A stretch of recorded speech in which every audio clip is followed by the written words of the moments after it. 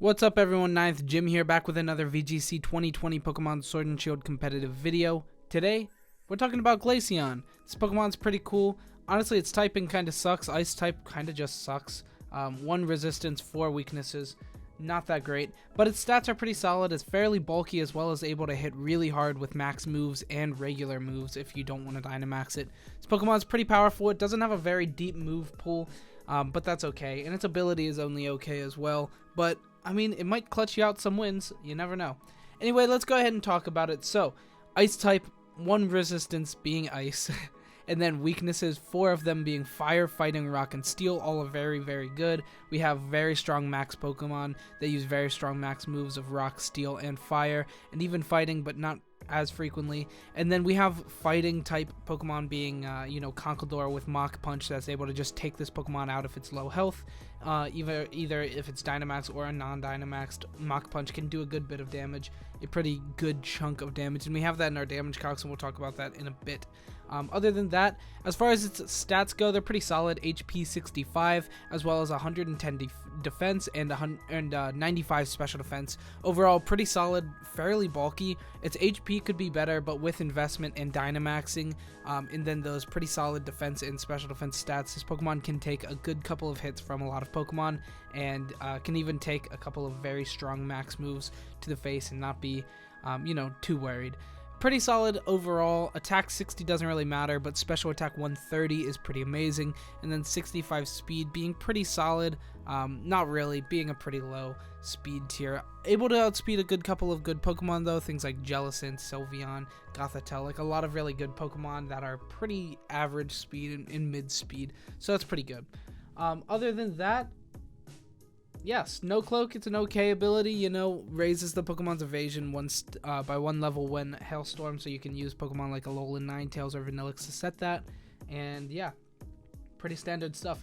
We'll go ahead and talk about the build, go on to the build here. So, ability Snow Cloak, like I said, ability is just solid. The other ability just heals a little bit in Hail. Maybe that's better, maybe it isn't. I think Snow Cloak is better because, just being able to evade some attacks is pretty cool. We already have like some lower accuracy attacks that are super effective against this, Rock Slide as well as Heat Wave, both being already only 90 accuracy. So with the Snow Cloak on top of that, maybe we can avoid a couple of those attacks, which would be really good.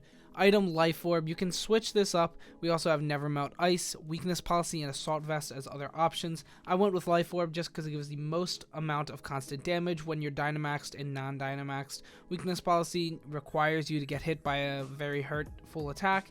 And, you could always use like your own Conkeldurr Mach Punch or something, like how I do with my Lapras sometimes. But I just went with Life Orb just to get that consistent 1.3 times damage. I think it's good. On to our moves. So we have Freeze Dry, Blizzard, Hyper Beam, and Protect.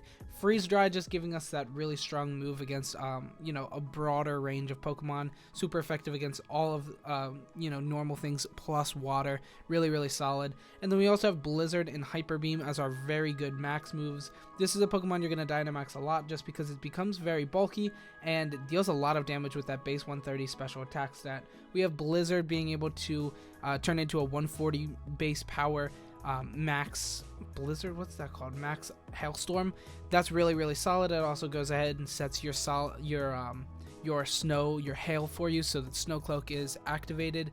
And then we also have Hyper Beam turning into Max Strike, a 150 BP Max Strike, very, very powerful and just really good in general. So those are our 2 great max moves. And then we also have Protect on this Pokemon just so that we have Max Guard as an option and Protect when we're little. Overall, pretty solid move pool. It has some other moves here that we can go over. So Ice Shard and Ice Beam. Ice Beam, if you don't really care for Freeze Dry or Blizzard, you can change that up. We also have Shadow Ball and Weather Ball for some coverage moves. Typically, Hail is going to be the active weather, but if your opponent uses Tyranitar or any other kind of,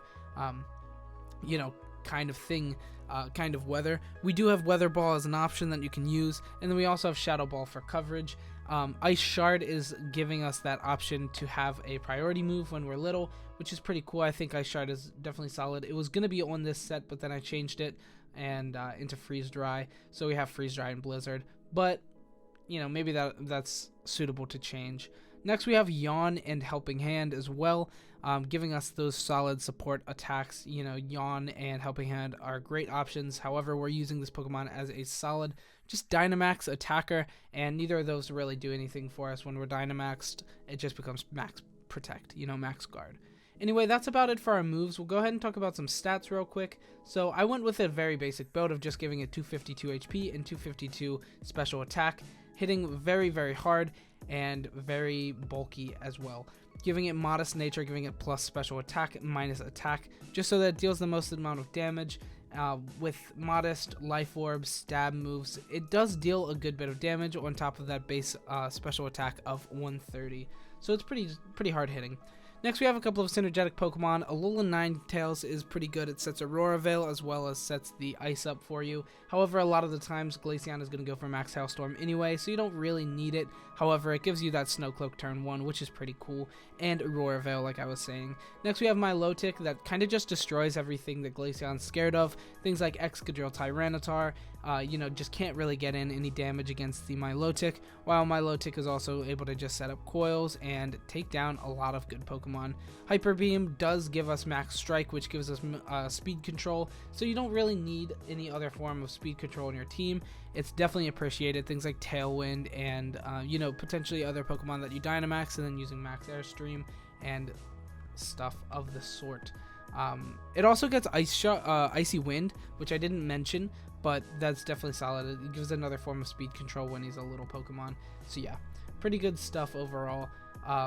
Yeah, that's going to be the build. We're going to go ahead and talk about some speed tiers real quick. I do not have a single spotlight today, unfortunately, so we're just having speed tiers and then damage calcs and then overall, you know, sum up. But it is what it is. Anyway, so on for our speed tiers here, we are at 85, and I probably should have put something there. There he is. Glaceon at 85, on the same speed tier as Gothitelle and other certain other evolutions, things like the Umbreon and I believe some other Pokemon. But overall, you know, Gothitelle is a really notable Pokemon in that speed tier as well. A lot of the time, Gothitelle will have min speed being on that Trick Room team, so we'll be able to outspeed Gothitelle probably about 50% of the time. Other than that, it'll be, you know, uninvested, just denying Trick Room and activating Heal Pulse and being a damage dealer as well, or just a trapper. As well, you know, Wrap Trapper. So yeah, that's another thing that Gothitelle can do. So a lot of the times we'll be on the same speed tier as Gothitelle, you know, relying on speed ties. Things that do outspeed us is Togekiss. That's a really unfortunate Pokemon. I said that name really weirdly. I kind of emphasized on the kiss. It was weird. Togekiss. This Pokemon is pretty good. It's pretty fast. It's really good. It's actually really good and, like, you know, pretty fast. So Togekiss outspeeds us, which is annoying. Milotic outspeeds us, which is annoying. And NDDF does also outspeed us. Other Pokemon that we expect to outspeed us, you know, every Scarf Pokemon, every fast Pokemon, naturally fast things like Dragapult, you know, Durant, Inteleon, fast Pokemon like that. We also have all the Pokemon that are like Chlorophyll, Swift Swimmers. All of those Pokemon are going to be outspeeding us in their weather, and a lot of them are going to be outspeeding us without their weather even. You know, things like Venusaur and Excadrill are going to be able to outspeed us without weather or with weather, so that's another thing to keep in mind. Things that don't outspeed us, though, is Tyranitar most of the time, unless it's Scarfed, but you don't see a Scarfed Tyranitar very frequently anymore, and so we're usually going to be outspeeding Tyranitar, which is good because it does have super effective, very, very high damage dealing attacks.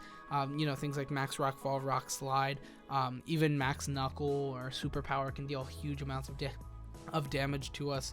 Next, we have other other Pokemon here: Aegislash, Lapras, Sylveon, Jellicent, right under us on speed tiers. A couple of them might have some speed investment or min speed, so they might range. You know, Sylveon usually won't, Jellicent usually won't, Aegislash usually won't. Lapras might have a little bit of speed, might be able to outspeed us, but probably won't.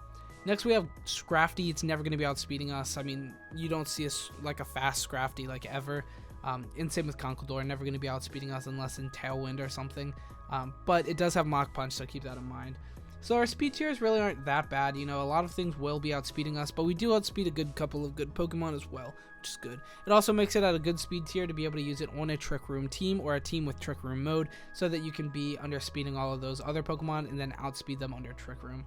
So next we have our damage calcs. So first off, we have against the Togekiss, we have Max Hailstorm against a very defensive Togekiss, 236 HP, 12 special defense. It's obviously going to be bold in a lot of defense, physical defense investment. But if, it has minimal special defense, then we do a lot of damage and can potentially OHKO Togekisses, which is really cool. And weakness policy, Togekiss have really trended down since the beginning of the meta. Now we usually just see supportive Togekiss, which means we should be able to take OHKOs on a lot of Togekiss with our Life Orb max invested special attack, Super Max Hailstorm, taking that guaranteed OHKO on this build of Togekiss, which is very, very good. Next we have our Dynamax Life Orb, Max Hailstorm into a Dynamax Dragapult, hitting a guaranteed OHKO, hitting 131 to 155%. This is really, really strong. Also a Dragapult with Life Orb, Dynamax Max Phantasm into our Glaceon, also Wormwind, but they both will most likely do the same amount of damage unless it's off of a Draco Meteor. Then it'll do a little bit more, potentially could threaten an OHKO. But at 130 BP, like Max Phantasm or Wormwind, hitting only 73 to 86% of our Dynamaxed Pokemon, hitting a guaranteed 2-hit KO, meaning it will outspeed us, hit its big damage attack. We're not going to die unless something, like Dazzling Gleam from a Togekiss multi-targeting will take us out. But if not, then we get to return OHKO with Max Hailstorm into the Dragapult, which is very, very good. Being able to just knock that guy out real quick is really good. Next, we have Incineroar Flare Blitz into our Glaceon, hitting 40 to 48% into our Dynamax Glaceon. This is good. It means we don't even get two-shotted by a Flare Blitzing Incineroar. Keep an eye out for, weakness policy Incineroar taking big OHKOs, but probably not. Probably won't happen. Next, we have Conkeldurr Close Combat into our Glaceon, hitting that 63 to 75%, guaranteed 2-hit KO and guaranteed living Close Combat. Maybe if it's Guts, actually, that wouldn't happen. Let's see here. So Guts, Flame Orb. Close Combat will have a 68% chance to OHKO. It'll hit 94 to 112%, so keep that in mind. If it is Guts activated with Burn, then it will be able to OHKO our Dynamaxed Pokemon, 68% of the time, which is a very high chance. Next, we have Mach Punch into our Glaceon, hitting 21 to 26% when Dynamaxed, double that 40 to 50% while not Dynamax, non-Dynamax, just regular Glaceon. So yeah, Mach Punch can do a lot of damage as well, and that's something you'll really want to keep, keep an eye on. Anyway, that's about all I have for Glaceon. So if you like this kind of content, go ahead and like and subscribe. Glaceon's pretty powerful. It does a really good amount of damage. It's pretty bulky, and it's a good Pokemon in general. I like it a lot. I think it's really powerful and really good. So definitely give Glaceon a try. Anyway, that's going to be it for this video, so thank you so much for watching. Like and subscribe if you want to. Please do. It helps a lot, and it makes me feel good. And hopefully it makes you feel good too. I don't know. That sounded weird. Sounded kind of creepy. Anyway, that's going to be it for this video. Thank you so much for watching, and have a good weekend, even though it's Monday. Why did I say that? Have a good week. Goodbye.